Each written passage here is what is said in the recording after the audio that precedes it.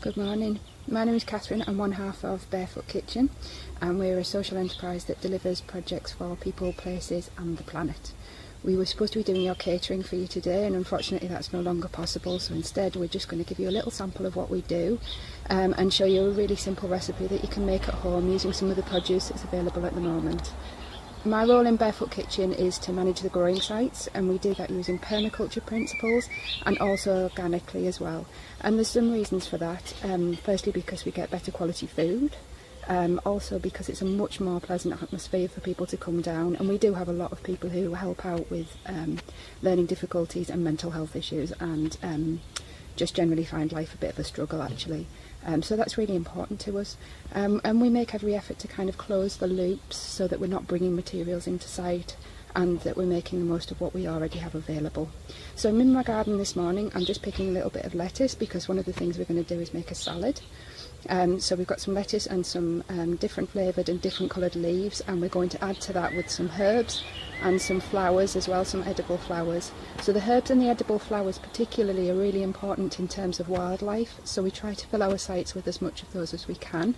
That encourages the pollinators in for the insect pollinated crops, but also makes it a really beautiful space to be.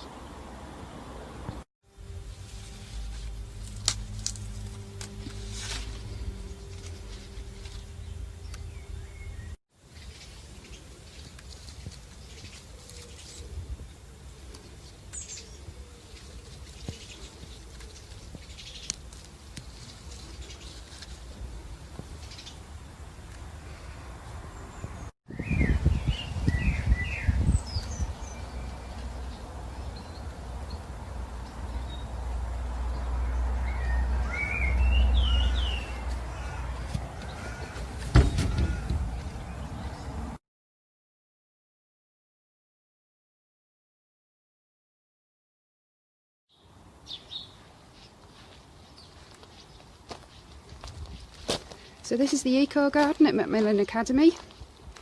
You can see they've got a pond there. There's a wildflower area there. Some planting beds. We come here once a week, normally work with the children.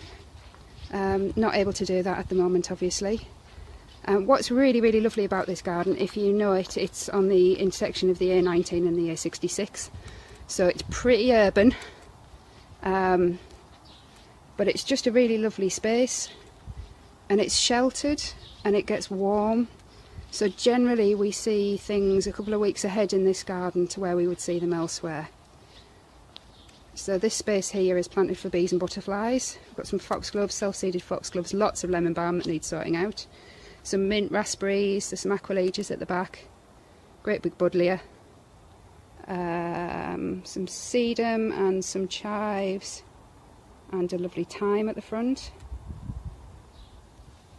And then they have a lovely garden, a lovely greenhouse here.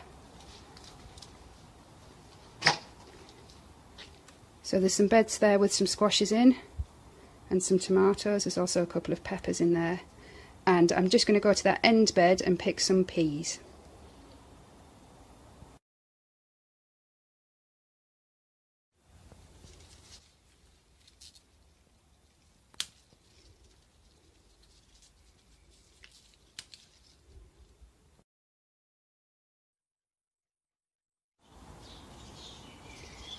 This is sage, so this is in flower at the moment, just coming to the end actually.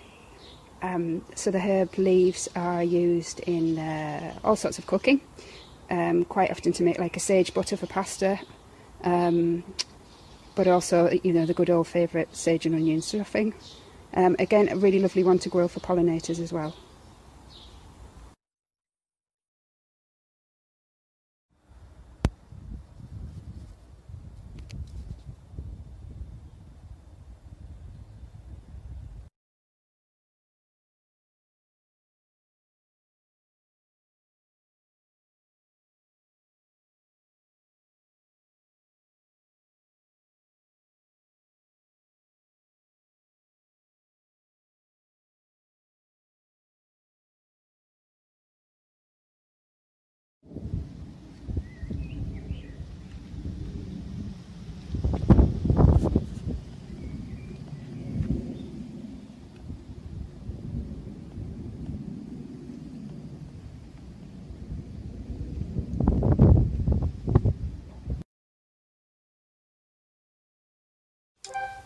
So we're at Hemlington Allotments now, which is a plot that we work with the Links Young People's Group, and these are some of the flowers that I picked this morning which are going to be added to the salad.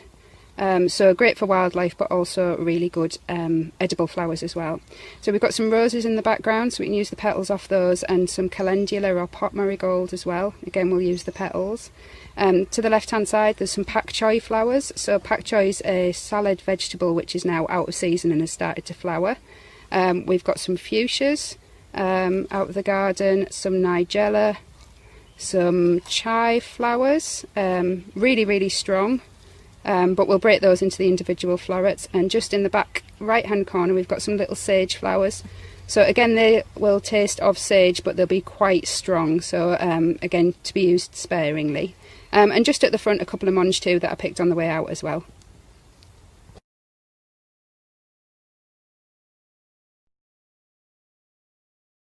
So, from the herbs and leaves that Catherine has picked, and the flowers as well, we've made a beautiful salad. Some mixed lettuce leaves, some mustard leaves and some rocket. To go on top of that, with the time-lapse video, is a beautiful pesto made from cashews, rapeseed oil, garlic, parmesan and a mixture of these beautiful herbs that Catherine went through earlier. And all you do is bash them up or whack them in the blender, add salt and pepper to taste. As we are on Hemlington Allotment site, I'm not going to overthink anything. I'm just going to do some really simple scrambled egg. Best scrambled egg you'll probably have because there's lots of butter and cream in it. So yeah, that's all we do. So to start with, just going to add a knob of butter into the pan. Boil. We're just going to add a few eggs. I think we'll do 6 eggs, and then we can have some dinner. And then to turn the heat down, you don't want the butter to brown, you just want it melted. The shell.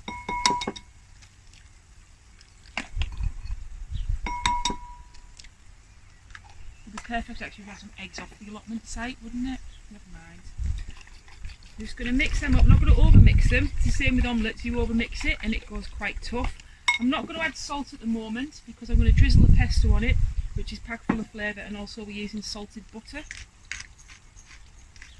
Loads of pepper. And then into there, a double cream carton burst earlier, so bear with me.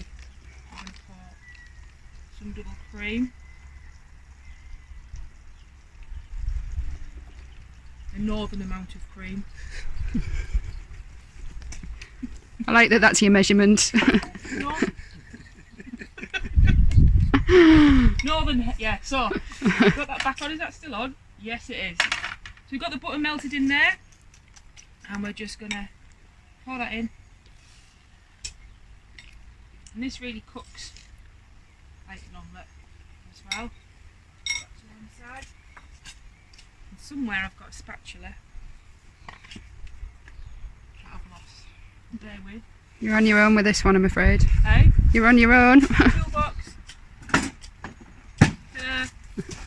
All we're going to do with this COVID hair is just allow it, pick the bits out if you're cooking outside, just allow it to start to set on the bottom, and then just gradually go around the edge and bring it into the middle.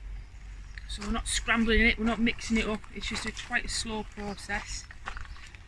Just going to bring that in to the middle like that.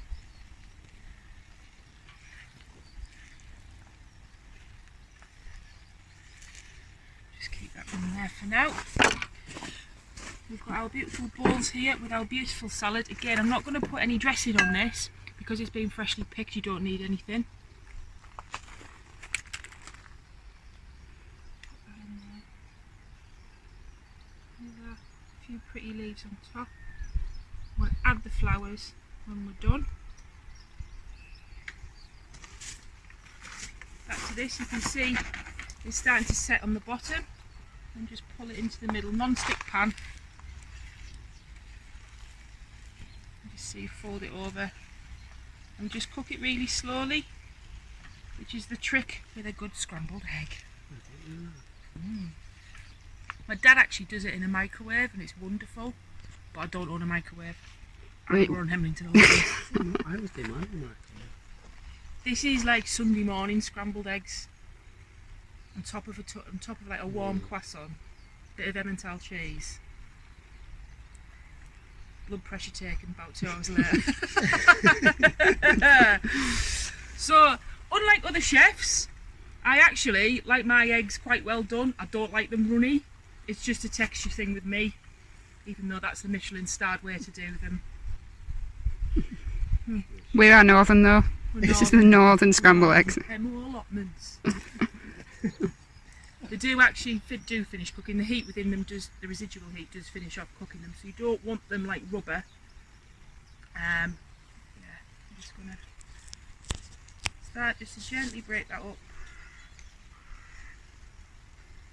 There, oh, done. Anything else from the toolbox? Wooden spoons. Actually, I'll do it the other way around. If we just add that into there, this would be nice, a bit of toasted sourdough as well. I'll put some of the beautiful salad on. Just grab my spoon from nowhere because I can't find it. And this is the pesto we made earlier. I'm just going to drizzle that on.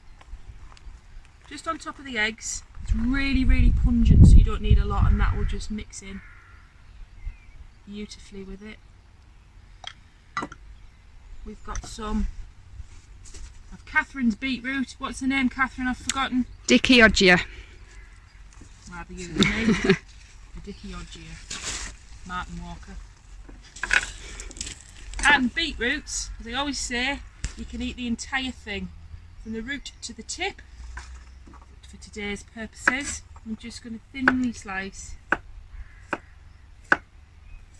beetroot, and you can see beautiful colours in them. I missed that. You missed it? Yeah. Beautiful colours. I'm just going to pop them. And that's actually from Macmillan Academy's Eco Garden. There we go. And again, the leaves, just as you would a cabbage leaf, sort of roll it up, shred it thinly. See if these have got a bit of pepper to them.